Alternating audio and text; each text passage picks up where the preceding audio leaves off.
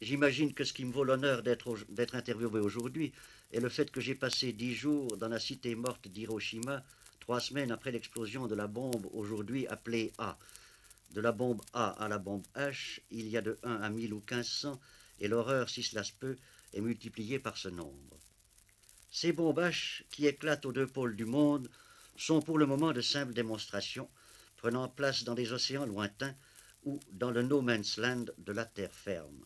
Mais pourriez-vous, docteur, nous préciser quel est le danger de ces explosions pour la race humaine?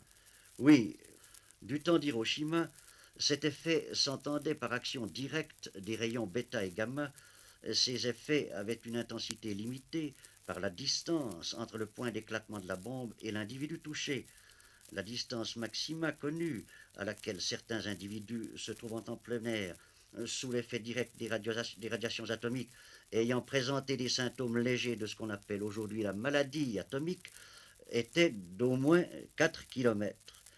La bombe H vient de changer le pronostic et l'histoire des pêcheurs japonais atteints par des cendres radioactifs à une distance probable de 100 à 150 kilomètres et ayant tous contracté cette maladie, dont l'un d'eux est mort, nous montre que la menace s'étend. Et pourtant, il y a, je crois, encore d'autres aspects radioactifs. En effet, là n'est pas tout. Ces cendres, ces particules de poussière, comme l'a justement fait remarquer le physicien Charles-Noël Martin, peuvent se répandre sur toute la surface du globe, sans pour cela être capables de provoquer des troubles apparents de la santé des êtres vivants, mais sont capables de s'incorporer aux minéraux, aux végétaux. Et la radioactivité de certains isotopes, comme le carbone 14, qui fait partie de ces poussières, peut persister des milliers d'années. Ce carbone 14 peut être absorbé par des êtres vivants sous forme de nourriture et continuer à rester radioactif à l'intérieur même des cellules qui constituent l'organisme des êtres vivants. Et je pense, docteur, que par être vivant, vous entendez aussi bien les végétaux que les animaux. Exactement. Mais je ne vous cacherai pas sur cette question que je me suis entretenu avant de venir chez vous avec le professeur Guyeno et que le professeur Guyeno hésite à se prononcer sur les conséquences de ces faits angoissants.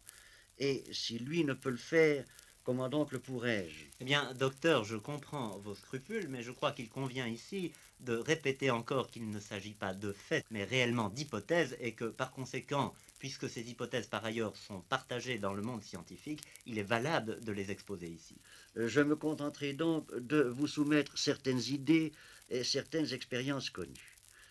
Parmi les victimes d'Hiroshima, les médecins japonais ont constaté tous les degrés possibles de cette fameuse maladie atomique, se manifestant au début par de la fatigue, des vomissements et affectant tous les organes. Le résultat le plus typique en est une anémie aplastique. C'est-à-dire? Cette anémie est simplement le fait que la moelle osseuse, qui produit les globules blancs et les globules rouges, est comme frappée d'inertie. La production s'arrête et le malade meurt rapidement s'il a été touché trop gravement ou si aucun soin ne lui est donné, comme de petites transfusions de sang répétées, des vitamines, etc. Et vous entendez des soins qui doivent être donnés immédiatement. Immédiatement, dès que la victime a été touchée. Il est connu aussi quelques dizaines de cas de stérilité mâle et femelle, et certains cas ont été définitifs, d'autres simplement passagers. Et alors, à propos de la stérilité, y a-t-il un rapprochement à faire? Je fais là évidemment allusion à la bombe H, à l'incident dramatique des pêcheurs japonais. Oui, ces pêcheurs japonais ont présenté exactement les mêmes symptômes que les victimes d'Hiroshima. Par contre, aucun cas de mutation n'a été observé chez les Japonais. D'ailleurs, le recul n'est pas encore assez grand.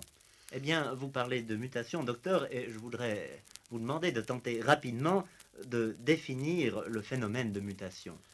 Eh bien, nous entendons par mutation un changement survenant dans les caractères héréditaires d'une race, à la suite d'une cause inconnue ou connue. La théorie des mutations s'oppose en somme à la théorie de l'évolution de Darwin, et le professeur Guyeno en est un des promoteurs les plus connus. Or, nous savons, par des expériences récentes sur les mouches drosophiles, que ces mutations peuvent être provoquées par la radioactivité. La mouche drosophile est l'animal le mieux adapté pour ce genre d'expérience sur l'hérédité, puisqu'elle présente jusqu'à 24 générations par an. Or, en supposant que les êtres humains absorbent à dose infiniment plus faible, il est vrai, des corps radioactifs comme le carbone 14, ce n'est qu'après 1 ou 2 générations que pourraient apparaître des mutations, soit dans 30 ou 60 ans. Ce que nous ne savons pas, c'est si ces doses minimes de radiation sont capables de provoquer de tels changements.